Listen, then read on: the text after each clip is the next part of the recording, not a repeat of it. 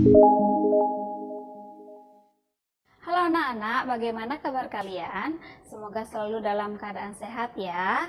Nah anak-anak, kali ini Bu Dayu akan menemani anak-anak belajar bahasa Indonesia. Nah, ketika kelas 1, anak-anak sudah pernah belajar membedakan yang mana disebut dengan makhluk hidup, yang mana yang disebut dengan benda mati. Nah, masih ingatkah anak-anak yang mana saja yang termasuk makhluk hidup? Nah, Bu Dayu ingatkan lagi ya, makhluk hidup ada 3 jenis. Yang pertama adalah manusia, yang kedua ada hewan, dan yang ketiga adalah tumbuhan. Nah, kali ini Bu Dayu akan mengajak anak-anak untuk belajar mengenai ciri-ciri dari makhluk hidup. Sebelumnya, perhatikan gambar berikut ya. Dari gambar ini, kira-kira yang mana disebut dengan makhluk hidup? Ya, benar. Makhluk hidup dalam gambar adalah anak laki-laki, kupu-kupu, dan pepohonan. Nah, sekarang Bu Guru ingin bertanya. Anak-anak tetap perhatikan gambar ya. Bagaimana ya cara mereka bergerak? Ya, benar. Anak tersebut bergerak dengan cara berjalan. Kupu-kupu bergerak dengan cara terbang. Lalu, bagaimana dengan pohon?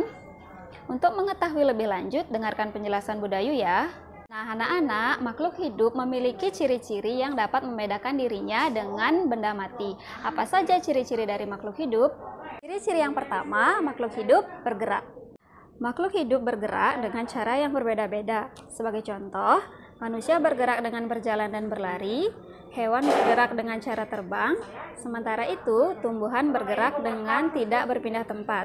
Sebagai contoh, batang tumbuhan bergerak menuju ke arah cahaya matahari. Ciri yang kedua yaitu makhluk hidup peka terhadap rangsang. Makhluk hidup akan menanggapi rangsang yang datang padanya. Sebagai contoh, manusia akan mengedipkan mata jika debu masuk ke mata. Siput akan bersembunyi di dalam cangkang saat cangkangnya disentuh. Tumbuhan putri malu akan mengatupkan daunnya jika disentuh. Kemampuan makhluk hidup dalam menanggapi rangsang disebut juga dengan iritabilitas. Ciri yang ketiga yaitu makhluk hidup bernapas. Makhluk hidup bernapas untuk memperoleh oksigen dari udara. Kemudian, makhluk hidup akan mengembuskan karbon dioksida ke lingkungan. Ciri-ciri makhluk hidup yang keempat yaitu makhluk hidup membutuhkan makanan.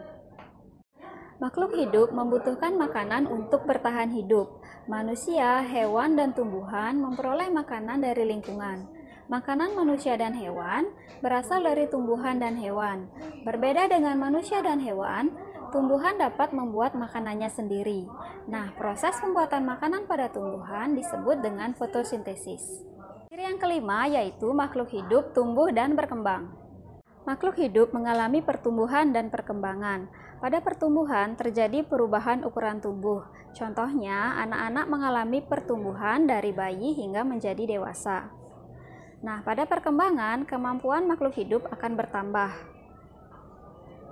Ciri yang keenam yaitu makhluk hidup berkembang biak. Makhluk hidup berkembang biak untuk mempertahankan keturunan. Makhluk hidup akan punah jika tidak berkembang biak. Makhluk hidup berkembang biak dengan berbagai cara, contohnya bertelur dan melahirkan.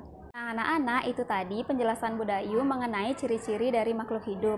Terima kasih ya anak-anak sudah menyaksikan video ini dengan baik. Semoga anak-anak tetap semangat ya belajarnya meskipun dari rumah. Sampai berjumpa di video selanjutnya anak-anak.